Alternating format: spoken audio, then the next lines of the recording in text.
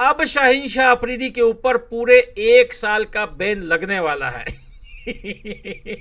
शाहीन शाह अफरीदी जो है वो चैंपियन ट्रॉफी में नहीं खेल पाएंगे, क्योंकि अभी के लिए इसे जो ड्रॉप किया है, और शाहीन शाह अफरीदी ने अपने तमाम ऑफिशियल अकाउंट से जो है वो सब कुछ बायो से डिलीट कर दिया है। भैया जब ये बात सामने आई उन्होंने सब कुछ हटा दिया है।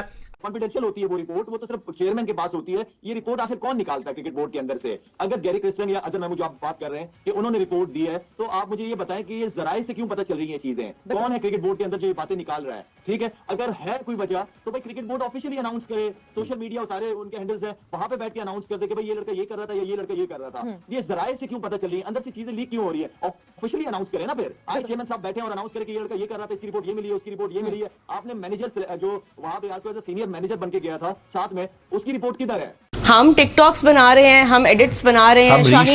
शाहीन ने बाबर को ऐसे कर दिया उस मैच में, तो ये देखें ये रिस्पेक्ट नहीं कर रहे कैप्टन की, और ये ब्लेम कर देते हैं कि ये वर्ल्ड कप खेल के आए हैं, वर्ल्ड कप नहीं जीते, ये इंडिया से नहीं जीते, ये यूएसए से हार गए हैं। लेकिन अगर हम बात करें बाबर आजम की कैप्टनसी की, सबसे बड़ा सवाल तो उस वक्त से यही टूर्नामेंट से पहले का भी यही चल रहा है कि बाबर कप्तान बने और ये तमाम सिलसिला शुरू हुआ। बाबर आजम को शायद कप्तान नहीं होना चाहिए, मोहम्मद रिजवान एक बेहतर ऑप्शन है।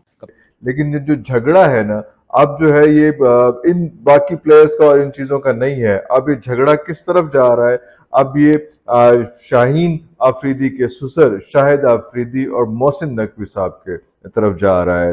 आपको पता ही है कि शाहिद अफरीदी साहब भी पाक कॉरिडोर्स में बहुत ज्यादा बड़े इन्फ्लुएंशियल हैं और बड़े बाउंड के डार्लिंग हैं, but at the same time Mohsin Naqvi साहब obviously holding 3 important seats in government, तो वो भी कोई छोटे आदमी नहीं है।